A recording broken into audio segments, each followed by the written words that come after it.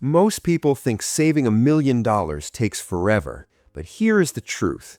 Getting your first 100,000 is harder than going from 100,000 to 1 million. Today, I'm going to show you exactly why that happens and how you can use this to build real wealth faster than you ever thought possible. If you have ever tried to save money in America, you know how brutal it feels at the start. You're working full-time, you're paying rent or a mortgage, you have student loans, car payments, credit card bills, and groceries that somehow cost more every single month. You try to save a few $100s and then your car breaks down. You finally hit 5,000 in your savings account and it feels like you climbed a mountain. But then you look at people with hundreds of thousands or even millions and you wonder how they did it. The secret is not that they worked 10 times harder than you. The secret is math. Once you hit that first $100,000, your money starts working for you in ways it never did before. Compound interest kicks in. Your investments start making real money on their own, and suddenly growing your wealth does not feel impossible anymore. It feels automatic. Today, I'm breaking down why the first 100,000 is the hardest milestone in your financial life, and more importantly, how to actually get there faster so your money can finally start working as hard as you do. When you're just starting out financially, almost every dollar you earn is already spoken for before it even hits your bank account. You have rent or a mortgage eating up 30 to 40% of your paycheck. You have utilities, internet, phone bills, insurance, gas, food, and maybe childcare if you have kids. Then you have debt, student loans, credit card balances, car payments, medical bills. The average American spends 70 to 80% of their income just covering basic survival and debt. That leaves you with maybe 20 to 30% to save and invest, and that's if you're lucky. Most people are living paycheck to paycheck with nothing left over. So when you try to save your first 10,000, it feels like pushing a boulder uphill. You're putting away $200 or $300 a month, and it takes you years just to see any real progress. Compare that to someone who already has 100,000 invested. They're not starting from zero anymore. Their money is already compounding. They might add the same $200 a month as you, but their 100,000 is also earning 8 to 10% a year in the market. That's $8,000 to $10,000 in growth without them lifting a finger. You're grinding for every dollar. They're getting paid just for having money. That's the brutal truth about starting from scratch. Your income is spread too thin, and you don't have any financial momentum yet. This is the biggest reason the first 100,000 is so hard. Compound interest is the most powerful wealth-building tool on the planet, but it only works if you have money to compound. If you invest $100 and it grows 10%, you made $10. Cool, but that doesn't change your life. If you invest $10,000 and it grows 10%, you made $1,000. That's better, but still not life-changing. But if you invest $100,000 and it grows 10%, you just made $10,000 without doing anything. That's real money. That's a used car. That's a vacation. That's 3 months of rent for some people. And here's the magic part. Next year, you're not compounding on 100,000 anymore. You're compounding on 110,000. The year after that, it's 121,000, then 133,000. It keeps growing faster and faster because the base keeps getting bigger. But when you only have 5,000 or 10,000 saved, the compounding is so small it feels like nothing is happening. You check your account every month and it barely moved. You feel like you're wasting your time. That's why so many people quit before they hit the first 100,000. They don't stick around long enough to see compound interest actually kick in. They give up right before the magic starts. Here's something nobody talks about enough. As you start making more money, your brain automatically wants to spend more money. You get a raise at work, suddenly you're thinking about a nicer apartment, a better car, going out to eat more often, buying stuff you've been putting off. This is called lifestyle inflation, and it's one of the biggest silent killers of wealth building. When you're making $40,000 a year and trying to save, every dollar matters. You're being careful, you're budgeting, you're saying no to stuff. But then you get promoted or switch jobs, and now you're making $60,000. You tell yourself you deserve to enjoy life a little more, and you do. But instead of saving that extra $20,000 a year, you end up spending $15,000 of it and only saving $5,000.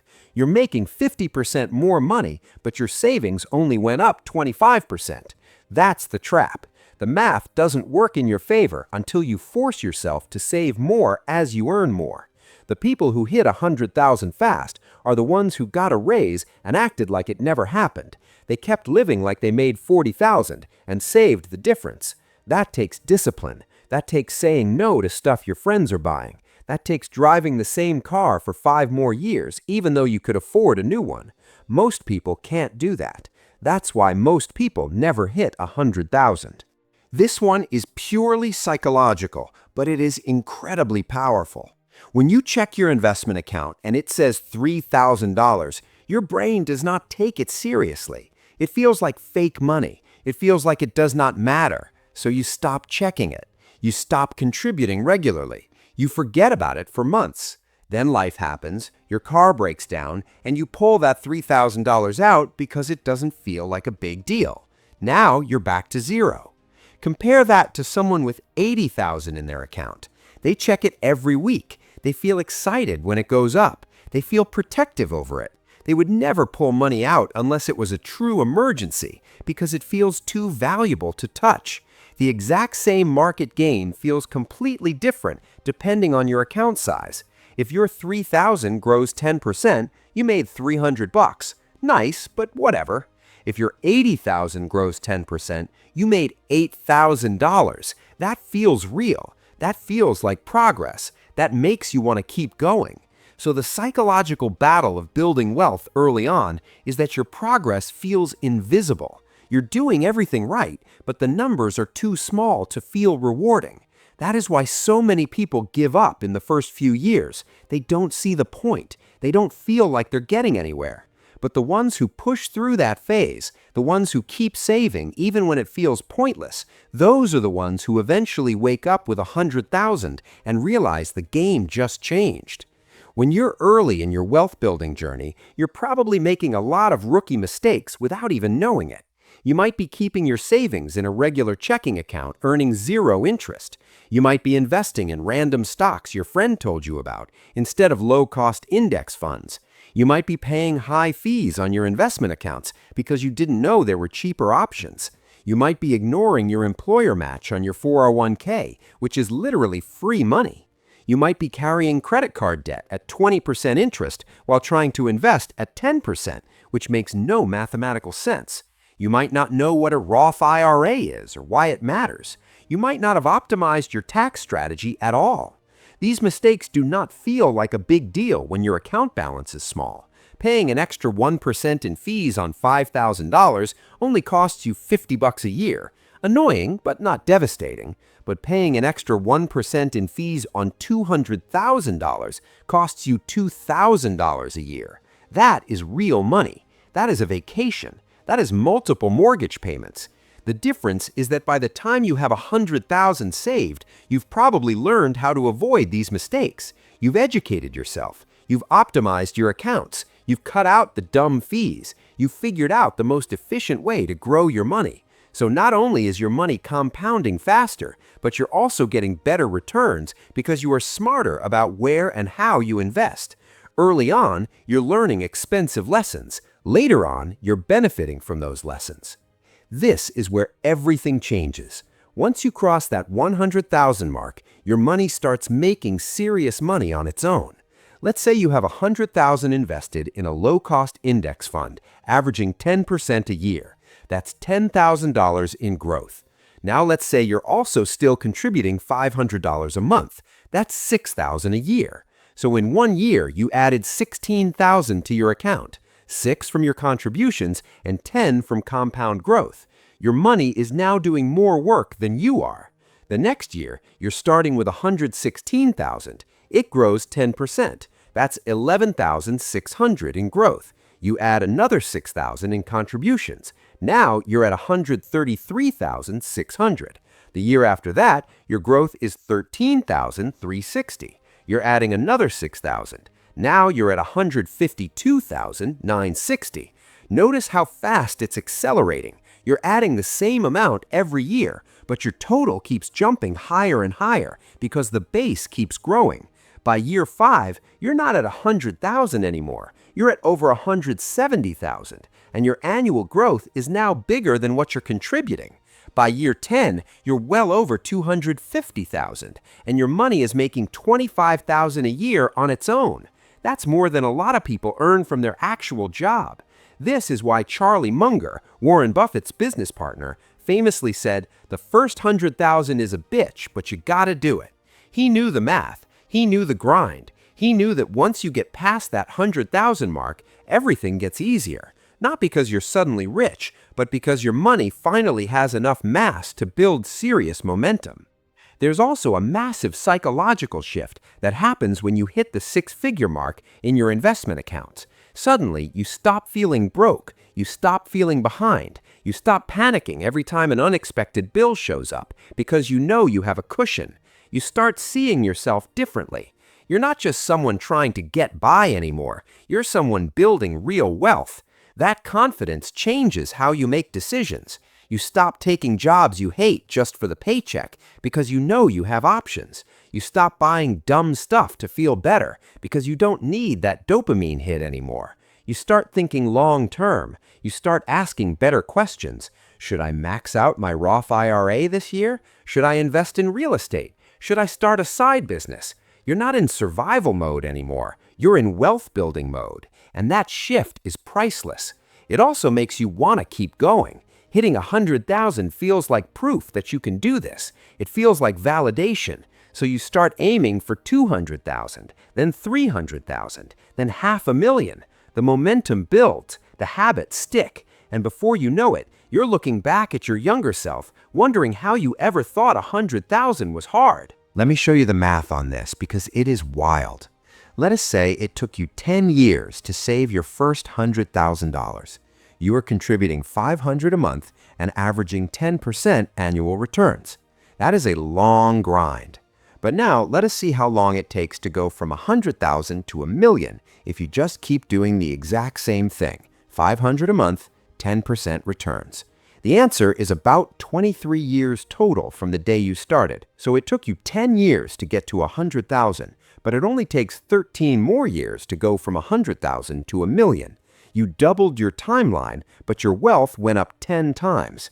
And here's the crazy part. If you can increase your contributions even a little bit as you earn more, the timeline shrinks even faster. If you bump up to 1,000 a month once you hit 100,000, you'll hit 1,000,000 in about 18 years total. That means it took you 10 years to save 100,000, but only 8 more years to go from 100,000 to 1,000,000. The first 100,000 took longer than going from 100,000 to 1,000,000. That is the power of compound interest once it finally kicks in. That is why wealthy people always say the first 100,000 is the hardest, because it is. After that, the math is on your side. So now you know why the first 100,000 is brutal and why it is worth fighting for. But how do you actually get there without waiting 20 years? Here's the real strategy. First, increase your income as fast as possible. This is not about working 3 jobs and burning out. This is about being strategic. Ask for raises. Switch jobs every 2 to 3 years if you are underpaid. Learn a high-income skill like sales, coding, marketing, or project management. Start a side hustle. The faster you increase your income, the faster you can save. Second, live below your means no matter what. If you make 40,000, live like you make 30,000. If you make 60,000, live like you make 45,000. Bank the difference. Automate it so you never see it. Third, invest aggressively in low-cost index funds. Do not try to pick stocks. Do not chase crypto. Do not gamble. Just buy the S&P 500 and hold it. Historically, it averages about 10% a year. That's all you need. Fourth, take advantage of every tax-advantaged account you can. Max out your 401k match. Open a Roth IRA. Use an HSA if you're eligible. These accounts let your money grow tax-free or tax-deferred, which makes a massive difference over time. Fifth, avoid lifestyle inflation like the plague. Every time you get a raise, pretend it did not happen. Keep driving the same car. Keep living in the same place. Keep eating at home. Save the raise. That is how you build wealth. Sixth, stay consistent. This is the hardest part. You will have months where it feels like nothing is happening. You will want to quit. You will see your friends spending money and having fun while you are being boring and responsible. Do not stop. The people who hit 100,000 are not the smartest or the luckiest. They're the ones who didn't quit. They're the ones who kept contributing every single month, even when it felt pointless. Here's what most people don't realize. Hitting 100,000 is not just about the money. It's about proving to yourself that you can do hard things. It's about building discipline, patience, and long-term thinking in a world that rewards instant gratification. It's about becoming the type of person who makes smart money decisions automatically. Once you hit 100,000, you have leveled up as a human. You are not the same person you were when you started. You have delayed gratification for years. You have said no to things you wanted. You have stayed focused on a goal that felt impossible. That version of you is unstoppable. That version of you will hit 1 million. That version of you will retire early if you want to. That version of you will never be broke again.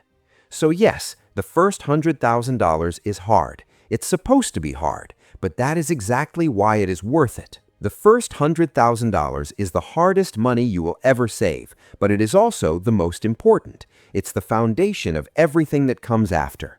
Once you hit that milestone, compound interest finally starts working in your favor. Your money starts making real money. The math flips, the momentum builds, and going from 100,000 to 1 million becomes easier than going from 0 to 100,000 ever was. The key is not giving up before you get there. The key is staying consistent even when it feels like nothing is happening. The key is remembering that every single dollar you save today is buying you freedom tomorrow. So if you're grinding right now, if you're at 10,000 or 20,000 or 50,000 and it feels like you'll never get there, keep going. You are closer than you think.